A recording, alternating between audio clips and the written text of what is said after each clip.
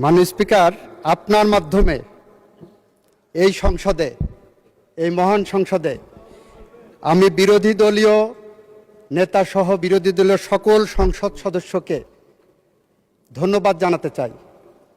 ধন্যবাদ জানানোর কারণ, বীর মুক্তিযোদ্ধার যে সংজ্ঞা নির্ধারিত করা হয়েছে জাতীয় মুক্তিযোদ্ধা কাউন্সিল আইন 2026-এ, সেই সংশোধনীতে 1971 সালে বাংলাদেশের যে সমস্ত দামাল ছেলেরা পাকিস্তানি হানাদার বাহিনী এবং তাদের এদেশীয় দোসর, তৎকালীন মুসলিম লীগ, তৎকালীন জামাতে ইসলামী, তৎকালীন নেজাম ইসলামী এবং আল বদর আল শামস বাহিনী রাজাকারদের বিরুদ্ধে যারা সংগ্রাম করেছিলেন, তাদেরকে বীর মুক্তিযোদ্ধা হিসেবে যে আইন এই সংসদে পাশ হয়েছে, সে আইনে জামাতে ইসলাম বিরোধিতা করেননি কার্যত, এবং সে আইনে এনসিপির পক্ষ থেকে লিখিতভাবে অনুসমর্থন জানানো হয়েছে। এই কারণে তাদেরকে ধন্যবাদ জানাচ্ছি মাননীয় স্পিকার।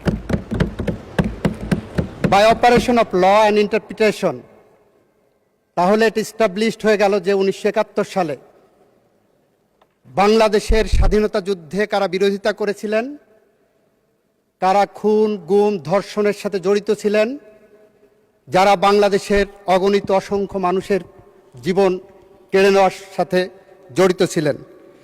মাননীয় স্পিকার, আমরা যারা আজকে এই সংসদে দাঁড়িয়েছি, আজ থেকে প্রায় 2 বছর আগে আমাদের এবং ওনাদের জায়গা এক ছিল। আমরা নির্যাতিতদের পক্ষে ছিলাম। এই বাংলাদেশ 2 ভাগে বিভক্ত ছিল।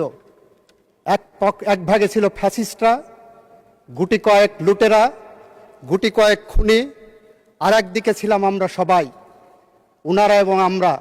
সেখানে আপনিও ছিলেন মাননীয় স্পিকার।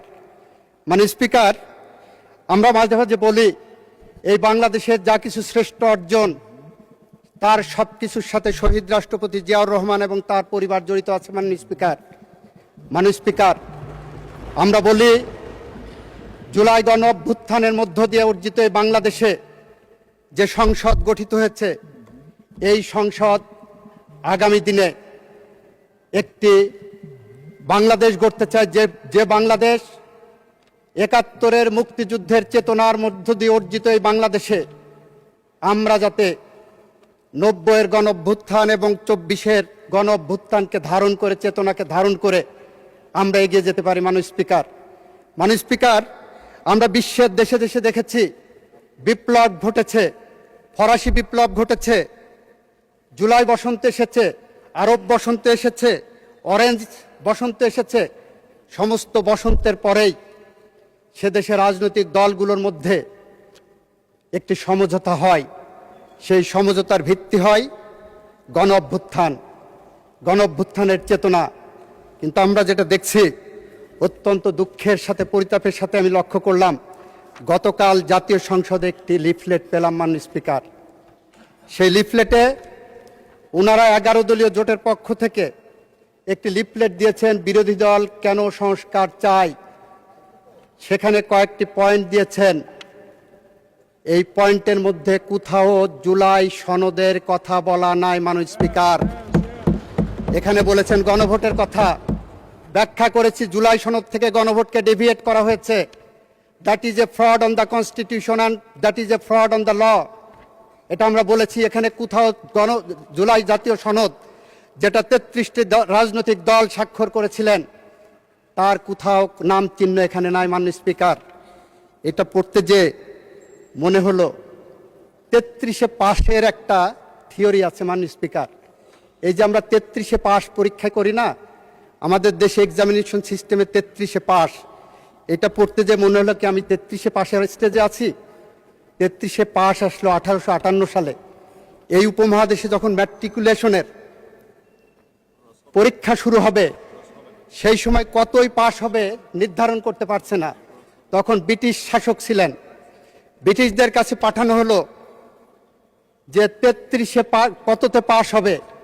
তখন ব্রিটেনে পাশের মার্কস ছিল 65 নাম্বার। ব্রিটিশরা মনে করতেন এই উপমহাদেশের মানুষ ব্রিটিশদের থেকে অর্ধেক বুদ্ধি ধারণ করে, তাই ওনারা 32.5 নম্বরে পাশের মার্চ করলেন মাননীয় স্পিকার। ওখানে ছিল 65, এখানে হলো 32.5। 4 বছর পরে 1862 সালে এটা 33 করা হলো। আমার মনে হচ্ছে ওনারা এমনভাবে লিখেছেন, আমি কি সেই 33 পাশের মতো ওনাদের থেকে এখন অর্ধশিক্ষিত আছি? যেখানে মাননীয় স্পিকার জুলাই গণ অভ্যুত্থান, জুলাই সনদের কোনো শব্দ এখানে ওনাদের সুপারিশের মধ্যে নাই। মাননীয় স্পিকার, এটা অত্যন্ত দুর্ভাগ্যজনক এবং দুঃখজনক। মাননীয় স্পিকার, এখন যদি বলি যে এটা কবে হবে, তাহলে ফিলিস্তিনি জাতীয় কবি মাহমুদ দারুইশের একটি কবিতার কথা মনে পড়ে। ওনারা কবে এটা শুভবুদ্ধির উদয় হবেন? মাহমুদ দারুইশের প্রেমিকা তাকে জিজ্ঞাসা করেছিলেন, মাহমুদ আমাদের দেখা হবে কবে? উনি বলেছিলেন যেদিন যুদ্ধ থামবে। প্রেমিকা জিজ্ঞাসা করলেন, যুদ্ধ কবে থামবে? উনি বললেন যেদিন আমাদের দেখা হবে। মাননীয় স্পিকার, ওনাদের সাথে আজকে আমাদের সম্পর্কের জায়গাটা এরকম চলে গেছে। কবে আমাদের মিল হবে? যেদিন ওনাদের শুভবুদ্ধির উদয় হবে। শুভবুদ্ধির কবে উদয় হবে? যেদিন আমাদের দেখা হবে। মাননীয় স্পিকার, আমার 26 সেকেন্ড সময় আছে, আমি আরো 5 মিনিট সময় চেয়েছি। মাননীয় স্পিকার, জি, আপনাকে 4 মিনিট সময় দেওয়া হবে। 4 মিনিট। মাননীয় স্পিকার, আমরা এমন একটি সময়ের মধ্য দিয়ে পার হচ্ছি, যে সময় এই সংসদে আমাদের কথা বলার কথা ছিল মধ্যপ্রাচ্য যুদ্ধ, যে সময় আমাদের কথা বলার কথা ছিল বাংলাদেশের অর্থনৈতিক, 4 মিনিট বাড়িয়ে দেন প্লিজ। 4 মিনিট।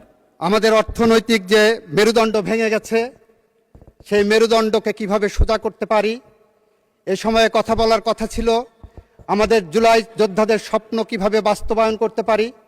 আমাদের কথা বলার কথা ছিল কিভাবে বাংলাদেশের কৃষকের পাশে দাঁড়াতে পারি। আমাদের কথা বলার কথা ছিল কিভাবে বাংলাদেশের ভুখা নাঙা মেহনতি মানুষের পাশে দাঁড়িয়ে বাংলাদেশের আগামী ভবিষ্যৎ আমরা তৈরি করতে পারি। অথচ আমরা কথা বলছি কি নিয়ে? গণভোটের 4টি প্রশ্ন নিয়ে। মাননীয় স্পিকার, গণভোটের 4টি প্রশ্ন ছিল, তার 3.5টি প্রশ্নের ব্যাপারে বিএনপির কোনো আপত্তি কখনো ছিল না। বাকি অর্ধেক যে প্রশ্নটা, সে আধা প্রশ্নটা হলো আধা প্রেম আধা প্রতারণা। আধা প্রেম কিরকম দেখাচ্ছেন? আমরা জুলাই সনদ বাস্তবায়ন করতে চাচ্ছি, এটা জুলাই সনদের অংশ। আধা প্রতারণা হলো জুলাই সনদের মধ্যে বলা আছে ওই প্রশ্নটা কখনোই প্রাসঙ্গিক হবে না, বিএনপির জন্য অ্যাপ্লিকেবল হবে না।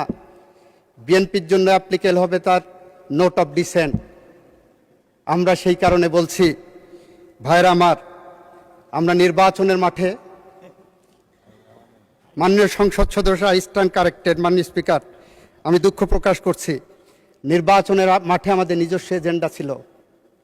নির্বাচনের মাঠে যখন মা বোনের কাছে ভোট চাইতে গেছি, তখন শুনেছি বেহেশতের টিকিট নাকি কেউ বিক্রি করেছেন। মাননীয়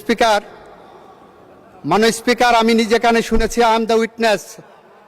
দ্বিতীয়ত, আপনাদেরটা শুনবো। মাননীয় স্পিকার, আপনার মাধ্যমে বলতে চাচ্ছি, যদি ভুয়া হয়ে থাকে, প্লিজ আপনারা কথা বলবেন না। যদি ভুয়া হয়ে থাকে মাননীয় স্পিকার, তাহলে ধন্যবাদ জানাচ্ছি। তাহলে জাতির কাছে যারা বলেছিলেন ধানের শীষা দাঁড়িপাল্লায় আসলে বেহেশতের টিকিট পাওয়া যাবে, তাহলে আজকে তারা স্বীকার করছেন তারা বেহেশতের টিকিটের ধারক নহে। মাননীয় স্পিকার, আমাদের আজকে কথা বলার কথা ছিল ফ্যামিলি কার্ড নিয়ে, কিভাবে আরো বেশি পরিশীলিতভাবে ফ্যামিলি কার্ড 4 কোটি মানুষের কাছে পৌঁছে দেওয়া যায়। ওনাদের উচ্চারণ করার কথা ছিল ফ্যামিলি কার্ডের বিরুদ্ধে কোনো অনিয়ম হচ্ছে কিনা, কোনো দলীয়করণ হচ্ছে কিনা, কোনো দুর্নীতি হচ্ছে কিনা, সে মর্মে কোনো আলোচনা নাই। মাননীয় স্পিকার, কৃষক কার্ড নিয়ে, কৃষকের ভাগ্য নিয়ে কোনো আলোচনা নাই। মাননীয় স্পিকার, ইমামদের জন্য ভাতা চালু করা হয়েছে, আমাদের মাননীয় প্রধানমন্ত্রী করেছেন, সেই মর্মে কোনো আলোচনা নাই। মাননীয় স্পিকার, ধন্যবাদ নাই। আমি ধন্যবাদ জানাতে চাই মাননীয় বিরোধী দলের মাধ্যমে ওনাদের সংসদ সদস্যদেরকে। এই সংসদ মাঝে মাঝে নির্জীব হয়ে গিয়েছিল, মাঝে মাঝে অনাহুত কারণে, উইদাউট এনি রিজনেবল গ্রাউন্ড ওনারা বয়কট করেছেন, উত্তেজনা সৃষ্টি করেছেন। এখনও যেমন উত্তেজনা সৃষ্টি করলেন, এতটুকু যদি না থাকে, প্রেমের কি স্বাদ বলো যদি কাটা না থাকে। আমরা সেই কারণে মাননীয় স্পিকার বলছি, আসেন বাংলাদেশকে গড়ি, আসেন শহীদ রাষ্ট্রপতি জিয়াউর রহমানের আদর্শে গড়া যে বাংলাদেশ। আপনাদেরকে ধন্যবাদ জানাই, অনেকে শহীদ রাষ্ট্রপতি জিয়াউর রহমানের আদর্শের কথা বলেছেন, খালেদা জিয়ার কথা বলেছেন। আসেন সেই স্বপ্নের সিঁড়ি বেয়ে হেঁটে চলি। যদি আমরা ব্যর্থ হই, তাহলে কবি হেলাল হাফিজের ভাষায় আমরা উত্তর পুরুষের ভীরু কাপুরুষের উপমা হয়ে থাকব। নিশ্চয়ই আপনারা সেটা চান না, আমরা তো চাই না। আসেন সেই পথ ধরে হাঁটি।